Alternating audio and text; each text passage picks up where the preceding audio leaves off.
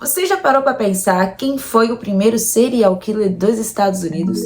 Se você nunca parou para pensar nisso, eu te apresento o H.H. Holmes. Assim foi conhecido o primeiro serial killer dos Estados Unidos, como trapaceiro, vigarista, e também foi várias inspirações de filmes de terror, também como em uma das temporadas da série American Horror Stories.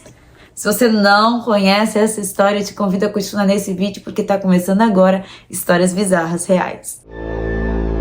Herman Mann, nascido no dia 16 de maio de 1861 em New Hampshire, nos Estados Unidos, veio de uma família rica e desde criança ele apresentava ter uma inteligência e sequestrava alguns animais e fazia cirurgia nele. Também tem alguns relatos de sua vida de que ele matou um amigo de infância. Desde pequeno ele mostrou que tinha interesse em esqueletos e acabou tendo um fascínio pela morte, por isso criou mais interesse pela medicina. Aos 16 anos, Herman se formou no colegial. Herman mudou seu nome para Harry Howard Holmes, que logo depois ficou conhecido como H.H. Holmes. Entrou em um colegial de medicina em Michigan e começou a roubar alguns cadáveres, queimá-los e desfigurá-los. Depois plantava os corpos para parecer que morreram em um acidente. O bizarro disso tudo é que antes dele apresentar os corpos como um acidente, ele fazia uma apólice de seguro sobre as pessoas. E quando os corpos apareciam, ele recebia o dinheiro das apólices. Em 1884, Holmes passou nos exames de medicina. Um ano depois, se mudou para Chicago e conseguiu um trabalho numa farmácia com o pseudônimo de Dr. Harry Howard Holmes. Quando o dono da farmácia faleceu, ele passou toda a posse da farmácia para sua esposa. Holmes, vendo isso, ele começou a sondá-la e convencê-la a vender a farmácia para ele. Assim que ela aceitou, logo depois ela desapareceu. A polícia até procurou saber e perguntaram para Holmes aonde ela foi.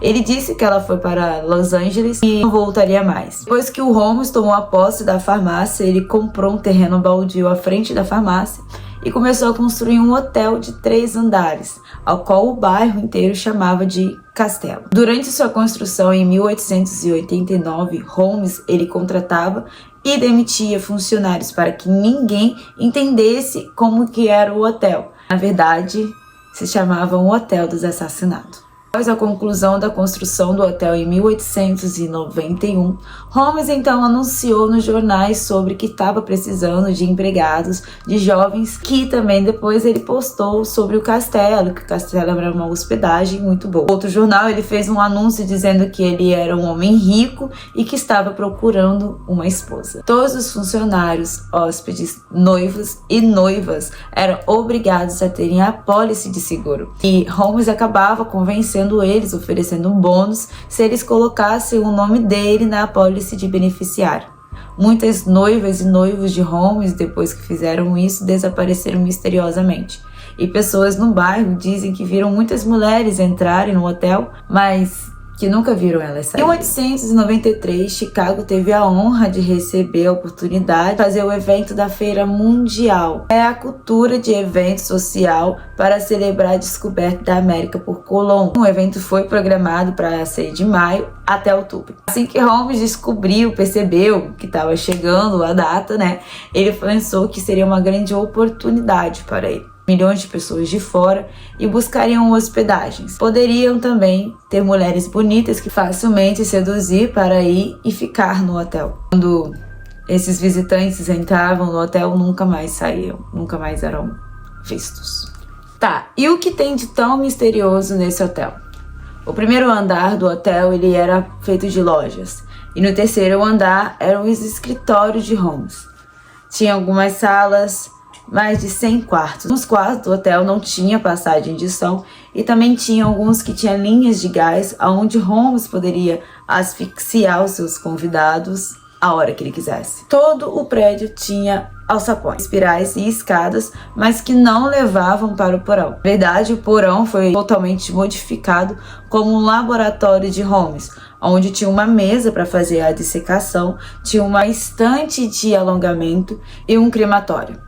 Às vezes ele mandava os corpos para a calha, que iria diretamente para a dissecação, e logo em seguida ele tirava a pele dava os esqueletos para a escola de medicina para fazerem estudos. Não dava, né, gente? Ele prendia, né? Mas também tinha outros métodos que ele utilizava, que era colocar os corpos em poços de ácidos. Por tudo isso, então, Holmes começou a viajar por Estados Unidos, cometendo crimes junto com seu comparsa Benjamin Purcell. Assim que a Feira Mundial de Chicago acabou, né, Chicago entrou em uma crise.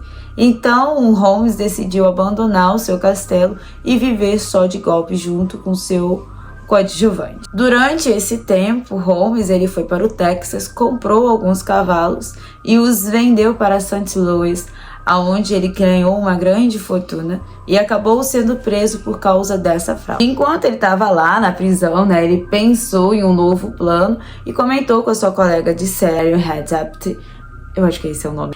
E aí ele falou que ia criar uma nova apólice de seguro, ia ganhar $10.000 e fazer a sua própria morte. E com isso ele ia dar $500 para ela, para pagar um advogado, caso existisse algum problema no futuro. Assim que Holmes saiu da prisão sob fiança, ele tentou colocar aquele seu plano em prática, mas o seguro não acreditou e acabou negando. Então ele pensou em colocar o Benjamin Purcell e fingir a própria morte dele. Ele viajou para Filadélfia, fez a apólice, mas no meio do percurso ele acabou matando o Purcell também. Que ele recolheu o dinheiro, né, do Purcell. Em 1894, a Marion Hansel ficou revoltada e falou para a polícia todo o plano dele. Depois que a polícia ouviu isso, começaram a buscar o Holmes e encontraram ele em Boston. Assim que encontraram, prenderam e colocaram sob fraude dos cavalos. No momento de sua prisão, Holmes demonstrou que ia fugir do país e então a polícia começou a investigar o castelo dos assassinatos.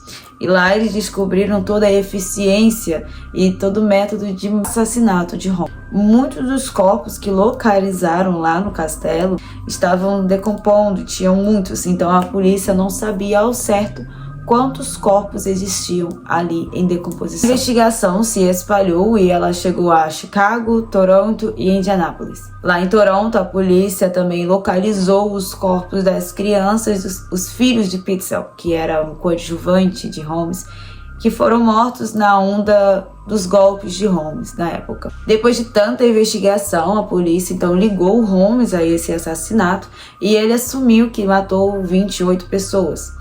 Mas continuando a investigação e dado as vítimas e os testemunhos de pessoas que desapareceram, foi determinada 200 pessoas que Holmes assassinou. Em 1896, o primeiro serial killer então foi enforcado.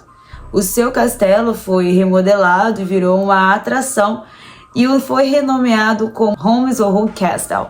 Mas antes da inauguração, ele veio ao pó, pois se queimou misteriosamente e ninguém recolocou de volta, até porque ninguém sabia como que era feito cada detalhe daquele castelo. Então, se você gostou desse tipo de conteúdo no canal, dá um like, compartilha para seus amigos e nos vemos na próxima. Tchau!